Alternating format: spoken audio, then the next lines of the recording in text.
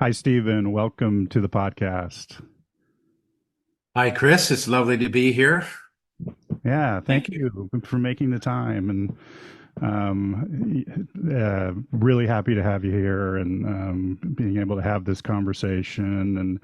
And you have been a trainer of me. I've attended uh, a couple of trainings at least up in Vancouver, and of course the conference that you hold. And I've fell in love with Vancouver because of that. But I appreciate all of that and the work that you do, and I just really appreciate you making the time. I guess I would like to start by, I know this is a big question, but I guess I would like to All right. maybe start by asking about your journey in narrative practice. There may be some listeners that don't know your story, and I was wondering if you could share a bit about your journey and how you were introduced to this way of working and its evolution in your life and work. Yeah. Thanks, Chris.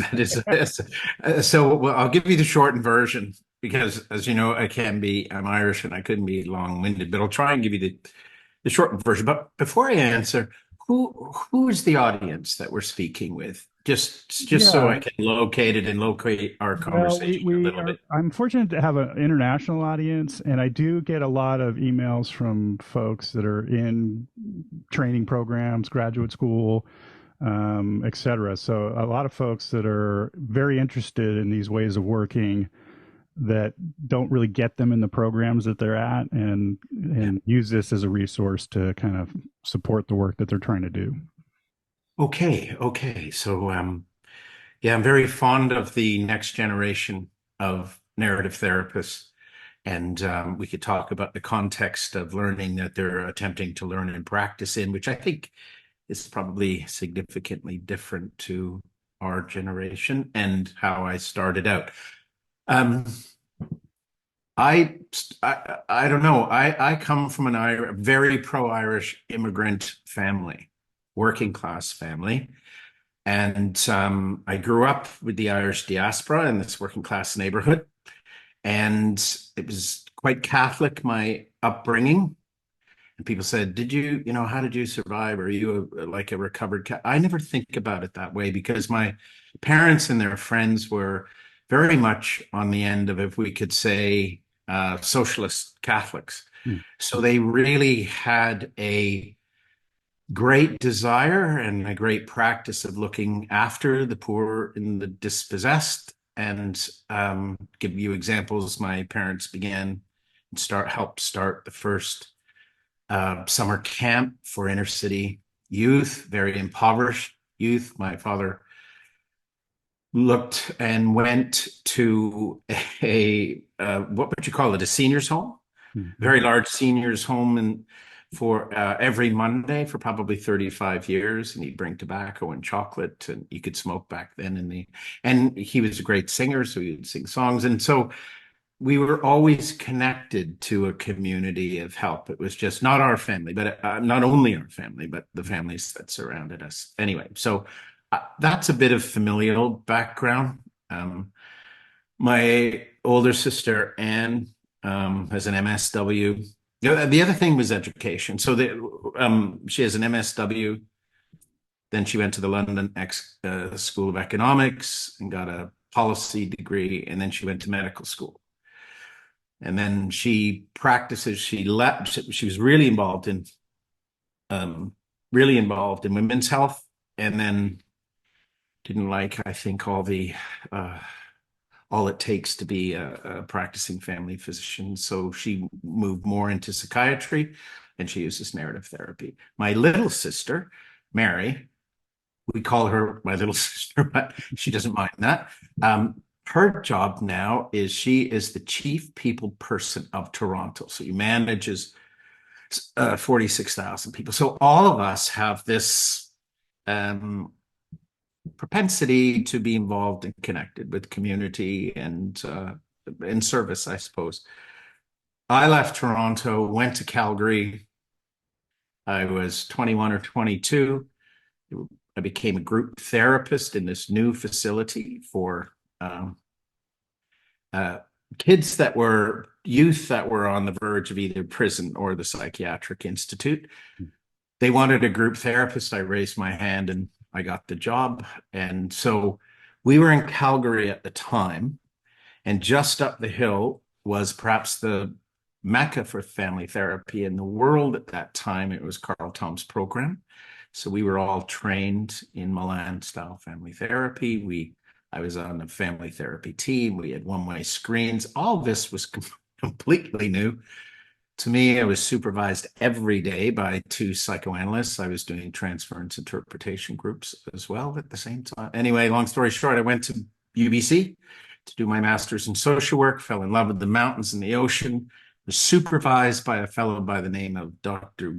David Freeman. He was the supervisor of the clinical program at the time in social work, and he was the heir apparent to Murray Bowen. He was from Brooklyn. He studied under Bowen, so I grew up in Bowen as well. He ran something called the Pacific Coast Family Therapy Training Institute.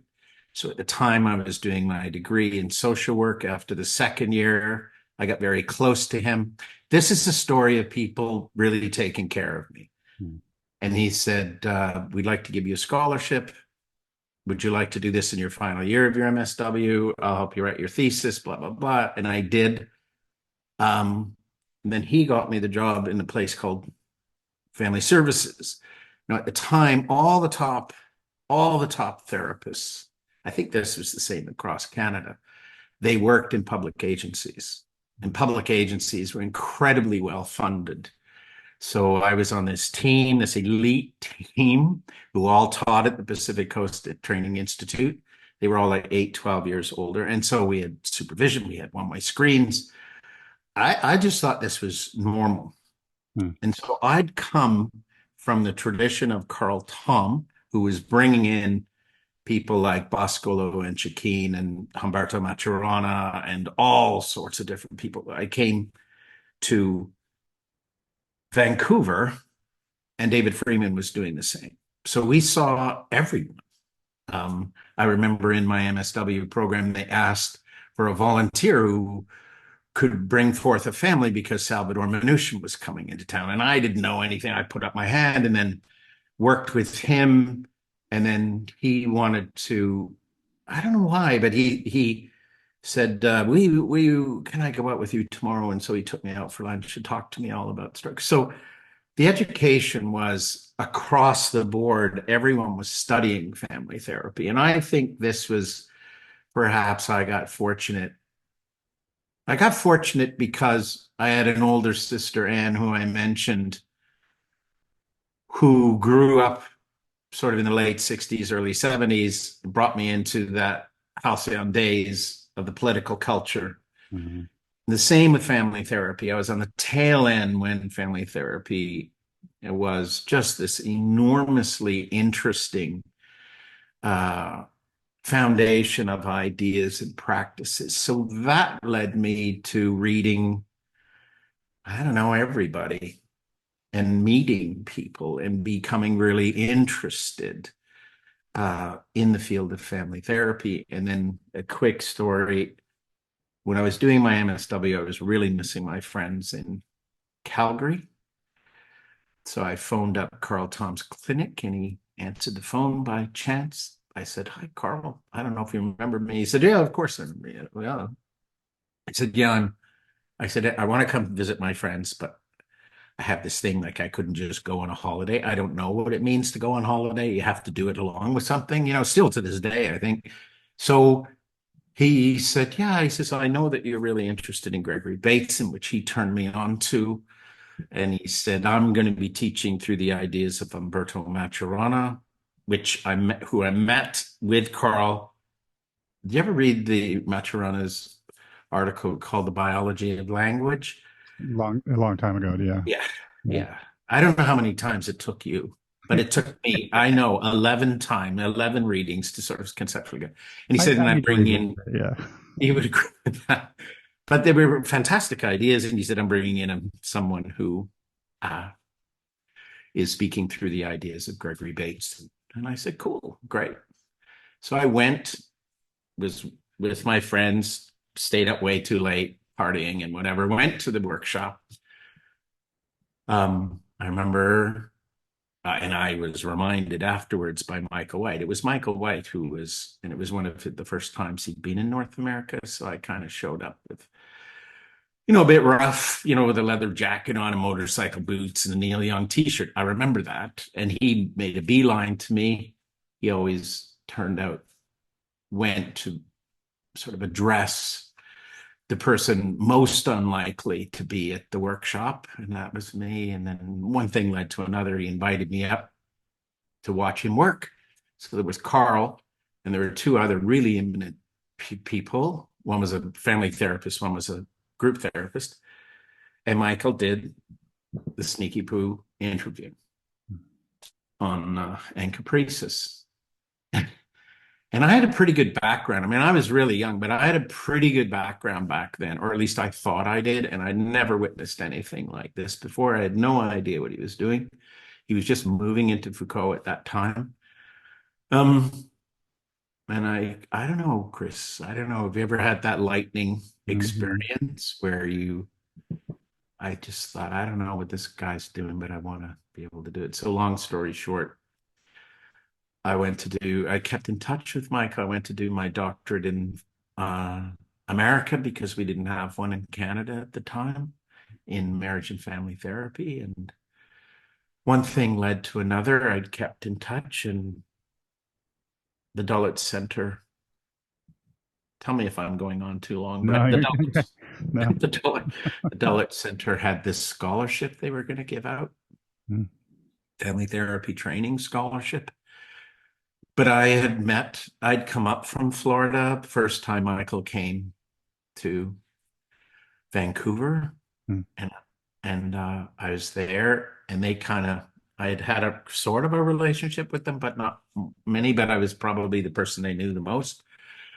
So they took me in, and we had dinner, and it was just fantastic. And anyway, the long story short of it is, and I can tell you this now, and I'm sure Sherilyn won't mind, but they kind of rigged the scholarship. Like there was one for a woman and one for a man. And Sal Manouchian applied for the scholarship, but they gave it to me.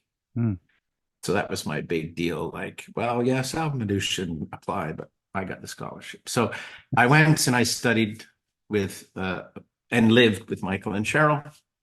And I went through the programs, and then I stayed on and then just went to work with Michael. We rode our bikes, and basically what I did, I sat in the room with him and wrote down every question that he asked. And I was just fascinated with the purpose, the direction, the grammar, the politic, everything that was going on. And I didn't really have a sensibility, but I was watching people respond.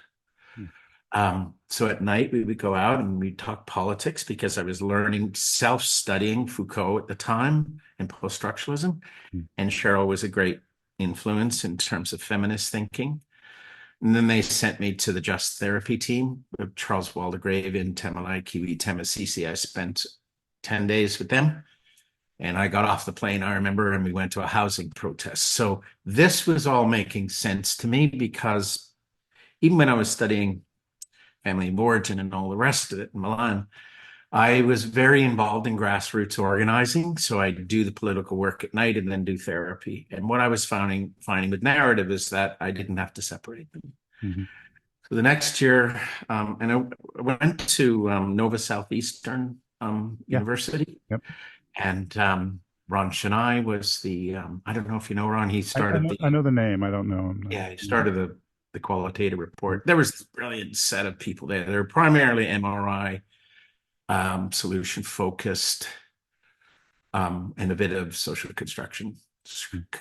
constructionists, but they allowed me, gave me the room to do a dissertation on narrative therapy. It turned out to be the first one. I didn't know that. Michael then invited me back the next year and they paid my flight, and I went and I stayed and I worked. And so I was just, again, extremely well taken care of.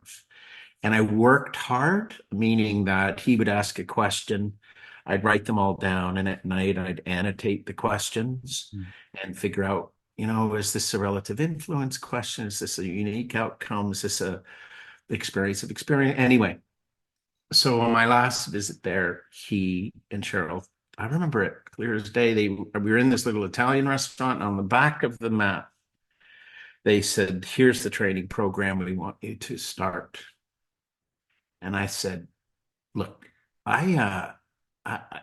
first of all, I'm broke, but the other part of it is I'm not sure I can do this. I've never really taught or anything like that." But they were really encouraging. So fast forward, I moved back.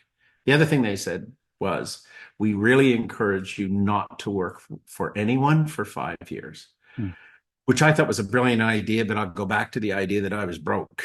mm, But anyway, I managed to get a loan from my parents, $4,000. I opened up what is now Yaletown Family Therapy, the Vancouver School. And I moved in to the office. I got the office. It was in an old warehouse, brick and timber, and they had a shower on the fifth floor, which was part of the reason. So I just moved the futon in and then got a contract with the film industry, and the rest was history. mm, So then we were moving, and I had a good friend, Heather Elliott was her name. She not followed me, but she'd worked at Family Services. She went down to Nova as well and did the second dissertation on narrative therapy, and it was postmodernism, feminism, and narrative therapy. So then the next year, I just decided I didn't like the conferences I was going to. I'm trying to be respectful, but it was just, I come from East Scarborough. It just seemed a bit straight. And I mean that in the nicest word, liberal mm, and well-meaning. But everyone was wearing suits. There weren't people of color. There weren't queer. There was it was. So I thought, I'm going to try this conference thing, and I had no idea what I'm doing. But I thought, Chris, if I get the social thing right, we're good. So the first keynotes were Charles and Kiwi speaking on social justice and race and culture. mm. Michael was the next year, and then the rest is history. Is that a good enough history? It's wonderful history, and it segues into my next question very nicely, and that's, well, now you have a long history of teaching narrative practice through Yeah. the Vancouver School and internationally, and I mean, I guess I'm wondering what your thoughts are about teaching this work across contexts, cultures, and what have you Yeah. found successful, and what are you starting to leave behind, that kind of thing. Well, you don't start out knowing much. You just think, even though I'd studied Maturana, you're figuring there's instructive interaction. It goes A to B, um, and obviously it doesn't.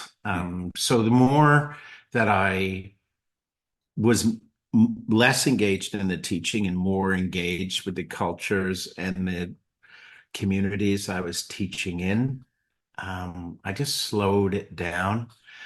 And for years and years, I was teaching across 5 continents every year, which was amazing opportunity. So what I began to do, Chris, is to really get to know the communities before I accepted to go. And I'd say, how did you find out? What's your interest in narrative therapy? Can you tell me a little bit about your community? What do you think your community interest is? Um, I don't know a whole lot about your culture. We're going to be using translators, be it Spanish or French or Portuguese or Norwegian. And we are really going to have to look at this in terms of how this work that I'm going to present is taken up and becomes a narrative therapy dependent on the cultural context that it's being received in. Mm, And I said, I won't know how to do that, but I will afford lots of room inside the teaching rooms where that's going to be the piece of discussion.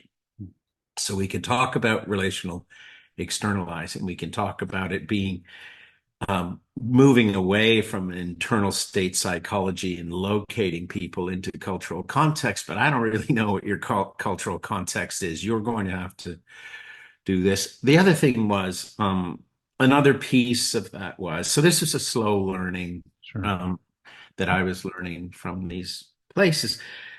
But then I began to work more intimately in supervision over in Norway with two particular teams. And I was supervising their teams in couple therapy. Um, and so what I was asking them to do, and it took a rigorous amount of work, and I'm so thankful that they were up for the level of work. I won't do supervision unless there's a therapy tape or a transcript. So we couldn't do it by videotape because all of the sessions were in Norwegian. Mm, So they would tape it, translate it into Norwegian, then translate it into English. mm, And then they would send it to me, then I would look at this. So we would spend, and we continue to, I continue to do this. We spent so much time um, looking at the question that was asked in Norwegian and the answer, but then we would look at how that translates and the difference of meanings. mm, And they would again have to tutor me and educate me into cultural meanings and expectations that are very, very different. So they really helped me, I guess, understand that when we do this work, we have to be extremely respectful. And also, even though you're teaching the work, you really don't have a sensibility of how it's going to be taken up culturally. sure. So, I don't know if that answers your Yes, question. yes, thank you. Now let's talk about your narrative informed relational interviewing, a lot of work that you've been doing these last years. Hmm. And I guess maybe let's start by maybe asking, how does it differ from traditional conflict focused approaches in couple therapy, which seem to be dominant? And, Uh, and yeah. you do this unique thing of what is the purpose of starting with a full story of the relationship's creation and foundational values before addressing conflicts. Yeah. Could I just go back a little Sure, bit of just course. to like contextualize it a little Sure. bit? Okay. So part of what I need to do is to say that it's just to talk about the couples that I work with. And because I'm on Zoom, I see a lot of people on Zoom from many different places. But when I started the work, Chris, it was, people coming to the office in Vancouver. Yeah. So the age range is 20 in their 20s to their 80s. I don't work with, I'm just situating questions that always come up. I won't work where there's current or recent violence. I only see um, couples in couple therapy. I won't see individuals. I work alongside a wide variety of social locations, including race, sexualities, class, immigration, immigrant, religious and non-religious. Historically, Chris, I've always managed my therapy where 25% of it's free and 75% of it is paying. Mm, The paying part is probably some of the higher rates that are around in Vancouver, but it's kind of like those rates afford free rates. sure. So I don't have a sliding scale or anything. So this allows me to see the broad range of persons. And I guess the other thing that I should say is that the oops, I lost you there. Um, uh, Vancouver has the highest per capita biracial marriage rate Mm, across the world. And it's not only biracial, it's bicultural. So that's really reflective in my practice. So what we were talking about in terms of culture, in terms of how it translates, that shows up in the relational therapy work. Um, so uh, your quest.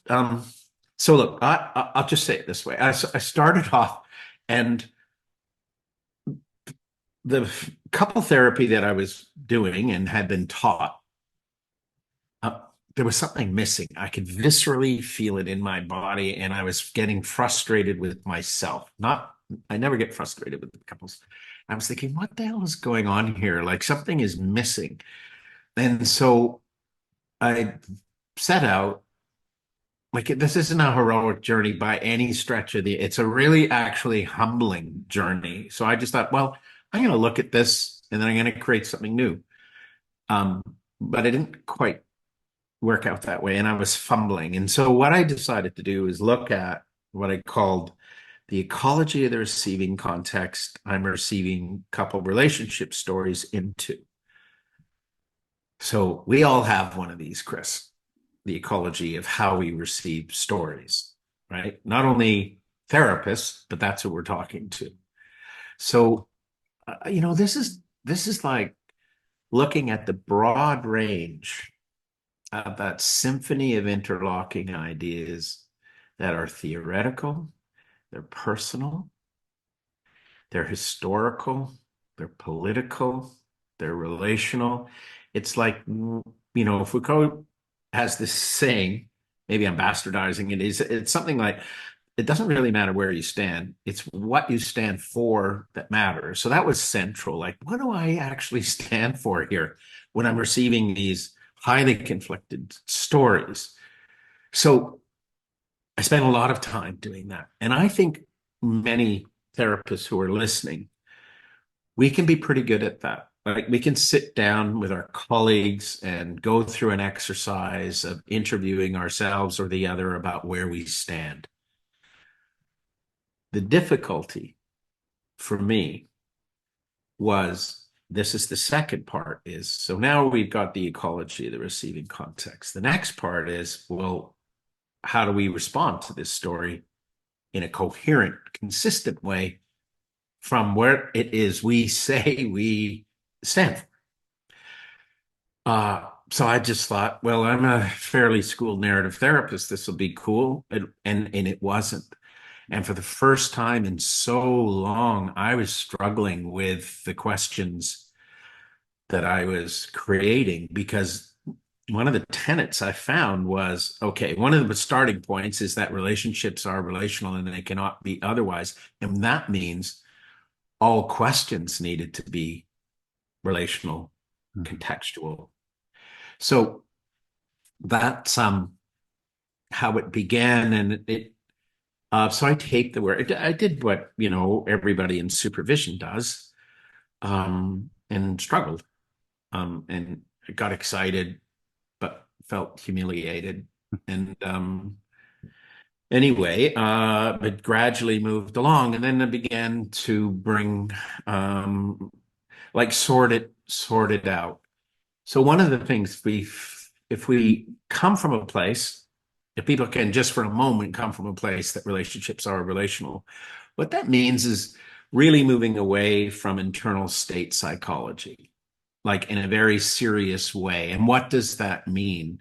And this is not a critique of internal state psychology couple therapists, but the field of couple therapy is driven um, across the board, particularly the more popular ones we find out about from an internal state psychology.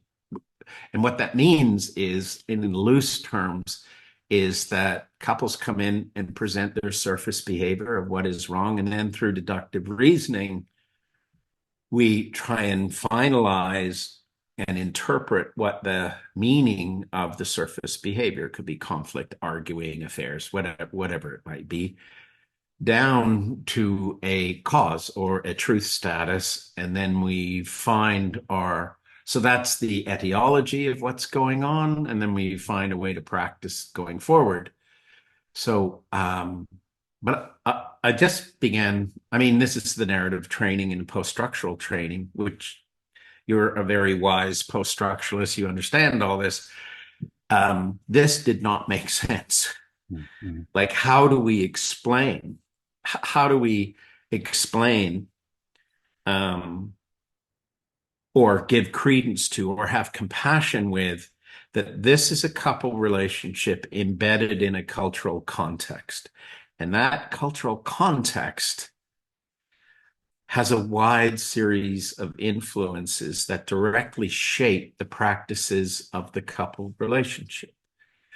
So when we're thinking about that, um, we look at um, various social norms and obligations and expectations and responsibilities that anyone that's in a relationship understands and is a part of and practices. We can't get away from those practices.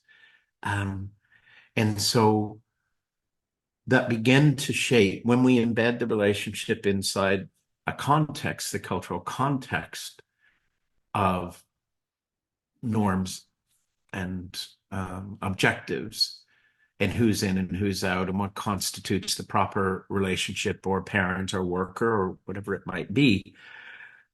This failure that they see, or this conflict that they're experiencing, that relationship did not get there by itself. Mm. And so you were asking about the starting point. And I think, again, respectfully, when you are a dysfunction focused couple therapist, you're looking for the dysfunction. I can see the interest in that. And that's where the training is. Right. But it's only a partial story, and it's a very individualist story, and it disembodies the relationship from the cultural context. So I think all therapy begins with memory. It's all situated in memory. And the difference is, I think that the more internal state, psychology driven couple therapists, their memory focus is a memory of suffering. And they want to know the story of the suffering to get it down to the origins of the suffering that may predict why they are performing their relationship in particular ways. Mm. I think that's an interesting story, but it's only a partial story. I think what we neglect as couple therapists is the full story of the relationship itself. So that's where I like to begin, Chris. I I would like to know what we could call the pre-problem relationship Mm. Yeah. foundation was built on, and what we find, and you were addressing this, it's usually based on what we call values or valuing, or quite simply what the couple cares for. So what that does, I mean, that, so if we look at the way I was trained in narrative therapy, is to get the two different stories and maybe have people witness it. I already assume there's a counter story, because relationships, I don't know about you or people out there, but they usually don't start with great argument and conflict. Right? So there is this beautiful, wonderful story to remember. And then sorry, I'm going on.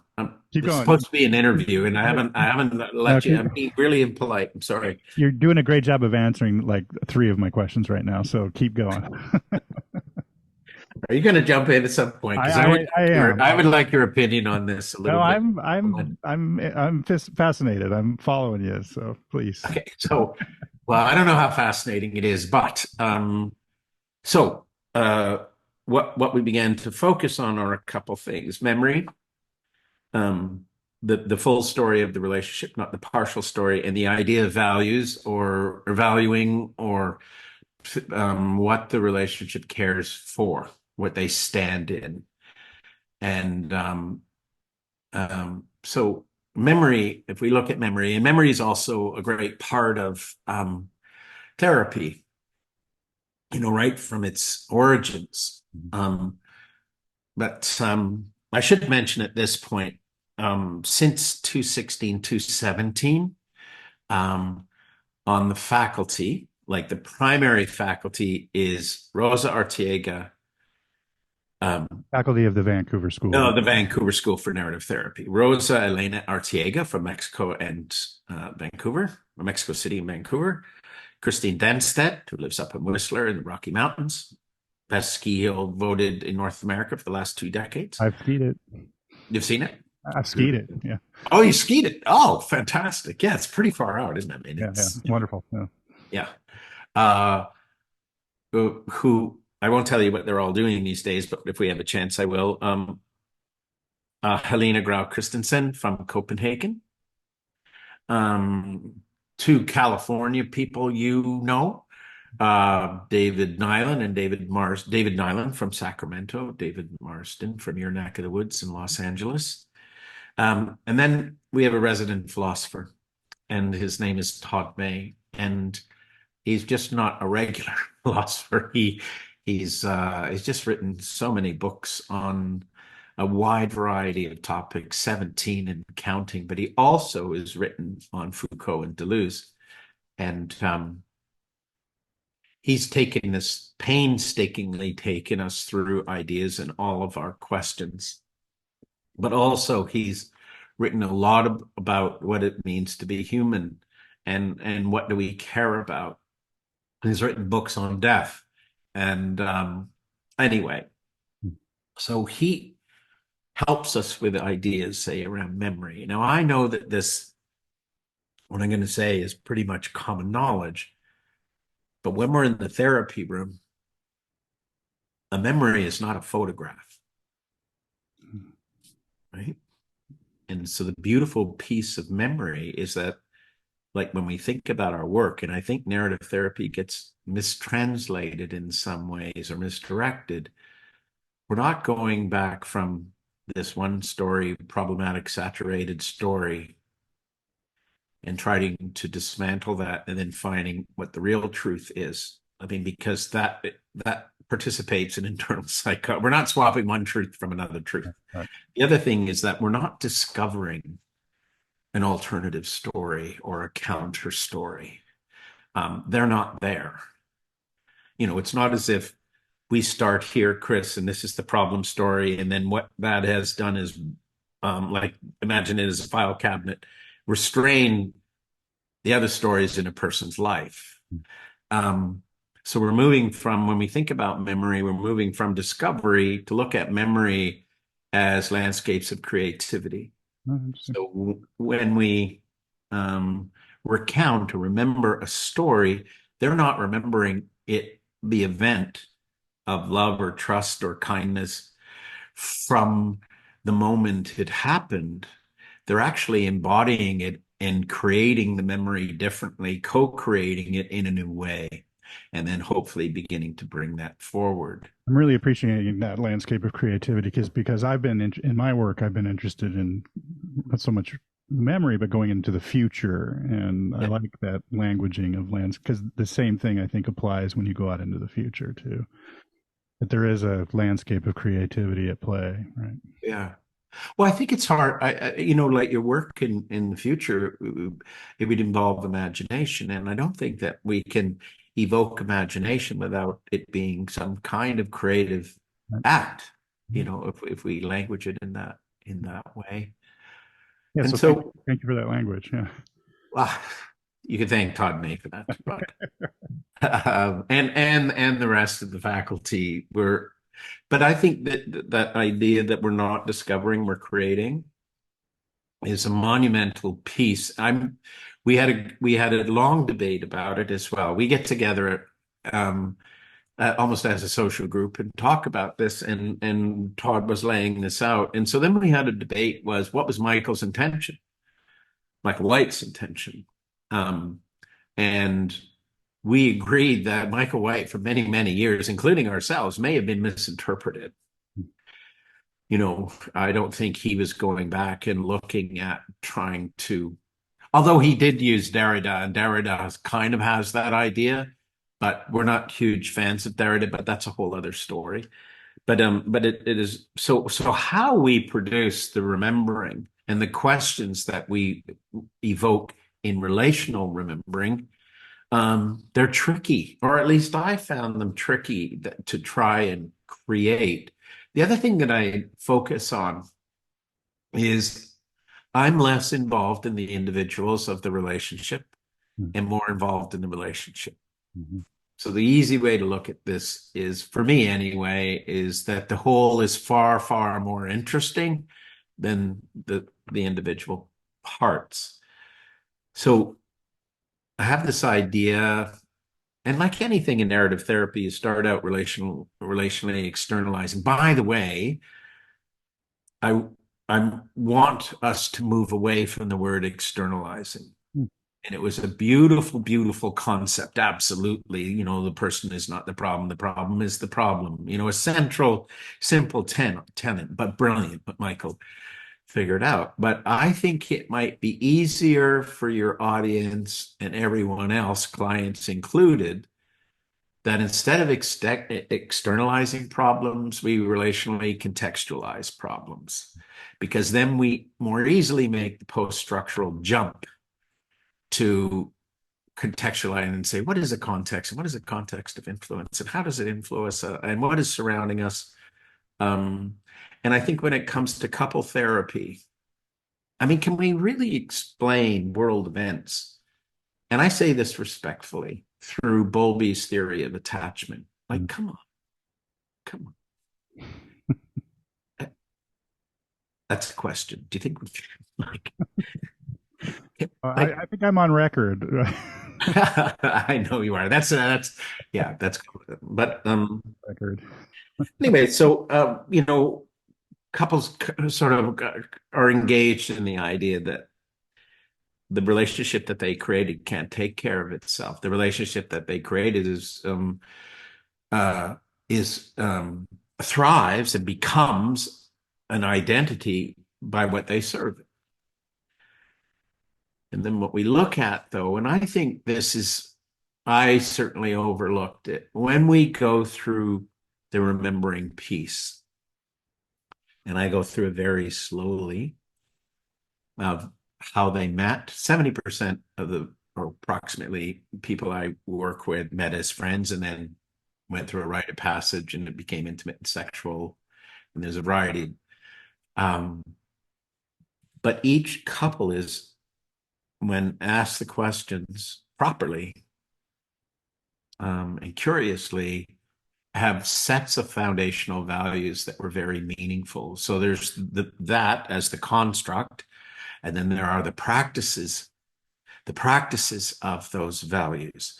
So what a practice is sort of how our social practices, like you and I are doing this right now, intersect with one another. Mm, And so how do they take up these social practices, and how are they received, and what did that then create as a foundational value for the relationship? I think my experience is when you go through this, my first sessions are 90 minutes. So the first 10 is why they've come, and do they want to separate? Do they want to repair? Um, it's really two things happen, is that they find common ground. The conflicts is present. mm, What's happening is we're creating a difference, a transformative tension and difference with the conflict. So they find a common ground. But the other thing that happened, and this is something I missed in years of doing couple therapy, is that in remembering that, they also experience a tremendous sense of loss and grief mm.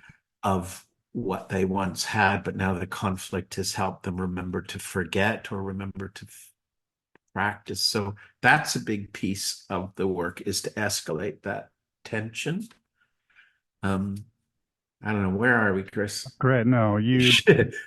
You went through like four of my questions. I love it, and Well, they maybe were good questions that you'd posed. So no. That was. And if you and I'm going to say to the audience, if you want to know more, look up the Vancouver School of Narrative Therapy and Stephen. and VSNT.live. There's a lot of it on there. And you can delve much deeper into this work.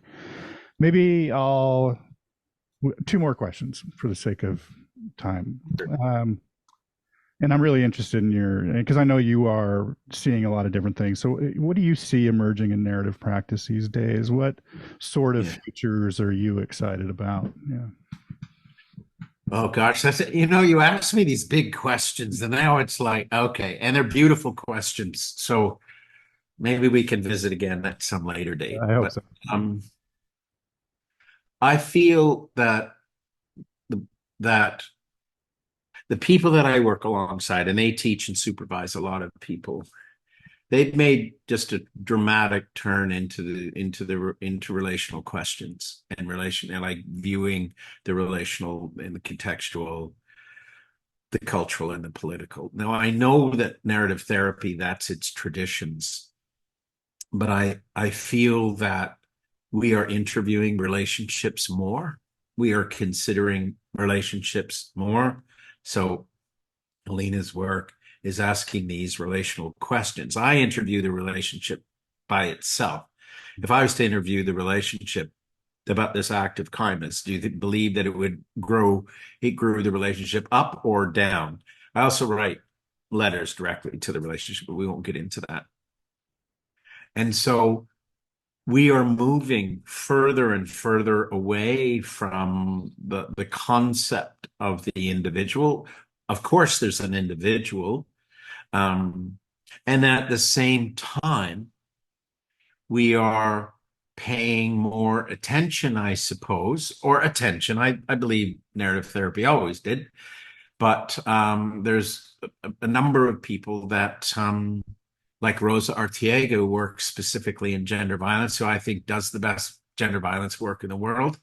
She now is interviewing the body specifically, the violated body and the person in that relationship together, and forming contracts with the body. So there's an attention specifically on the somatics in the body. Christine, who lives up in Whistler, where you skied, uh, she is now headlong into narrative informed working with psychedelic medicines, and I think that can be quite fascinating. Um,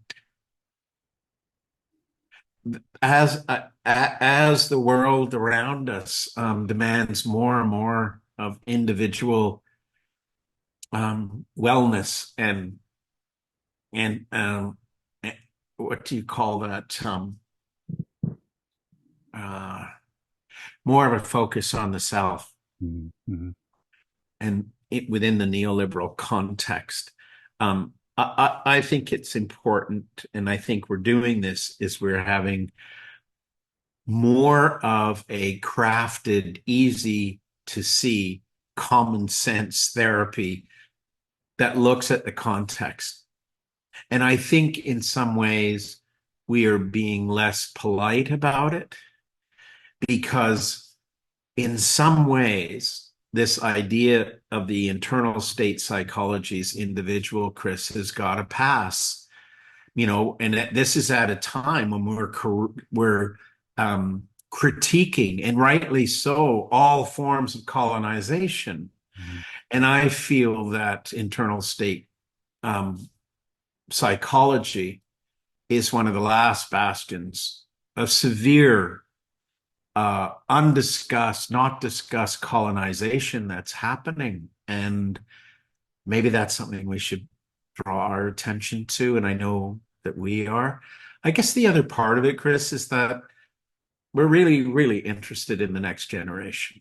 Mm-hmm. And we are doing a lot we're focused our supervision, a lot of our training courses, um, a lot of our support, a lot of the people that we're throwing support behind, bringing into conference situations. Like when you presented in the conference, you weren't a next generation, but you understand the power of that conference and how exciting that conference. And we want to bring persons in, because I think on the other side, and this is critical, that the level of education and supervision and practicums, etc., that people are receiving, I just think that it's pretty underwhelming, and I think it's very disappointing. And I think that many of the people that we train, um, they came in with a lot of ideas and passion around creativity, but they're getting quite dispirited. And I think it's our generation and us that really need to find ways to prop up that spirit and creativity and open landscapes and possibilities for that to happen. So that's a few of the things we're looking at. Wonderful. Okay, last question for you, and I'm very curious as well, because I know uh, you're a reader and all of that stuff. But what books, films, ideas, music? I know you like music. What's capturing your attention these days? What's getting you excited? Um, I've been reading a lot about um, nutritionism, Oh, and the whole state of the food industry. That's been interesting. And what's interesting about it is that it's developed in very much the same ways as internal state psychology. Is I've been reading a lot about climate. Um, of course, um, I've been on the outskirts, but completely fascinated with the Middle East for about 25 years, and so uh, I'm trying to read as a way of uh, I don't know, having a relationship with something that doesn't break my heart. mm, mm-hmm. All right. Um, I don't know. Uh, there's a historian out of the University of Boston. Her name is Margaret Cox, is it? She's got a really good. I've just read her book on the history of the Constitution in America because I'm trying. Oh, We're north of the oh, border, you know but what? I think I read that book too. Actually, did you? Yeah. yeah, I think yeah, I was on the East Coast and I saw it in a Yeah. bookstore. I think yeah. Yeah, she lays out the history of basically saying what we're experiencing now is not that different, No, right. which makes sense historically around the world. So I like reading history. You know, I also read spy fiction. I mean, that's Oh, the thing nice. that takes me away. I've been reading that for a long time. I just read a good one, around the Philby affair, the defection and that kind of spy stuff. Music, you I have to know, ask, have you seen Slow Horses on Netflix? Have you yeah, seen that series? I've read all his books. Yeah, Oh, yeah. Oh, it's wonderful. Yeah, yeah, yeah. I also really have always been a fan of Gary Oldman. So yeah, yeah. yeah, yeah. Slow Horses. So of that genre, Mick Herron is the writer of that, and uh, I haven't seen a tremendous amount of film because I've been locked up on this island and not go. I like seeing films in the theater, Mm. but a number of friends have been sending me lists that I need to go see, and I'm always revising my Spotify lists. I play a lot of music in the house, in this new house I'm in on the island, and it has right now. I'm back. I've gone back to my West African phase I was in, particularly music from Mali, and always wanted to go. It was one of the things I really, really wanted to do. They have a fantastic festival there in the desert and an oasis, but with all the complications, what's going on politically in Mali, all of that's been shut down. So I think my heart is going to the places that I'd like to go that are oppressed. And uh, what are you reading? Uh, I was just thinking, I just read Rebel Clinic, which was a work on Frantz Fanon. Ah, Uh, okay, that's really cool. yeah, I really enjoyed it, and especially when you were talking about reading, finding,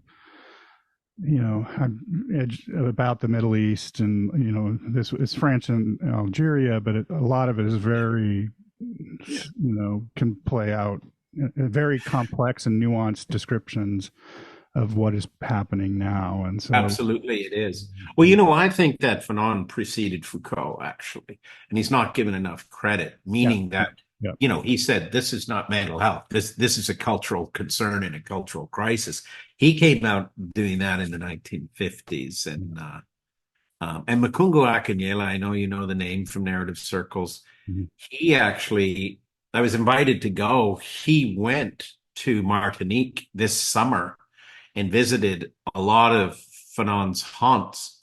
And I couldn't make it, but I think we should have a chat about Frantz Fanon at Yeah, some. I really enjoyed the book. I'm trying to Yeah, remember the author, but it was very well written, and very applicable to our times. And so, yeah. Music? uh, that's a good question. What am I listening to right here? I'll I show don't you. want to put you on the spot, but This is the album that's out for my. It's Sly and the Family Stone. Back I on. love it. Yeah, that's I'm so getting I'm good. getting back into vinyl, so this is Are my. you? Okay. That and what kind of guitar do you have? That is a Martin back Oh, then. That's my father's Martin. He just passed away a couple weeks ago, actually, and so yeah. And ah.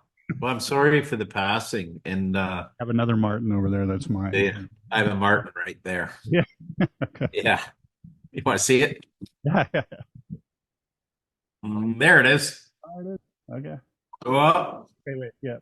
there it Yeah. I think we have the same Martin. Yep. is.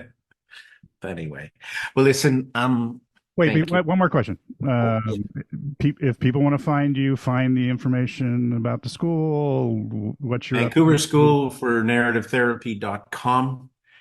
And what I should say is that there's a variety of courses. We're redoing a lot of our courses these days. We finally come to the terms. In fact, this morning I got the contract right here. Conference November 7th through 9th up in Vancouver at the Arts Umbrella, which is a big school for the performing arts for kids. And we're going to have an open call probably in the next week or two, an open call for workshops. Chris Hoff, open call for workshops. Because I know I think you enjoyed yourself the last Yeah, time I you were. did. I'd love to talk about the future and how to work in. Well, yeah, actually, that'd be interesting. Yes, but you were with Mary Louise Keating the last time. No, I was with Jay Diarigo. Oh So, no, no, I yeah. know. And the two of you and Jay were talking about Oh, about yeah, Latour Keating and Anna Louise and Keating. the tour. Way Yeah, on yeah, to yeah, the yeah, yeah, yeah, yeah. That's right. Well, consider it. And VSNT.live, I just think is a really cool place for people to get hundreds and hundreds of videos. And because I moved last summer, I've kind of neglected the site for a bit. But after this book, my new book is coming out, the third Yeah. edition in July. And that become a new edition, you have to change 25%. I didn't know that, but that's what you have to do. But this third edition will probably be upwards of 60% change, and that's from 219. So that's kind of exciting. And I don't know. We just love to hear from you. And if there's any way that we can support people, and if there's any way that we can support the radical therapist, what version is this? What number are we at? I think we're 120 something. I didn't actually look, but yeah. But it's been Wow. about 6 or 7 years now, I think. Probably 7 years. Congratulations. I mean, I just feel that it's such an honorable and interesting and important connection that you are allowing us to connect with therapists around the world. Right. So I just want to thank you for that. Thanks. I know it takes a lot of work to do what you're doing, and keep on doing it, man. I appreciate it. And I appreciate you making the time. And I hope we can do this again. And I mean, Absolutely. we could keep talking. So, If actually could. I'm sure you've got better things to do though today. So uh thanks, Chris, and best of luck with everything. And I hope you play some beautiful songs on that. Your father's Martin. I appreciate that. Thank you. See you, man. Peace. Peace.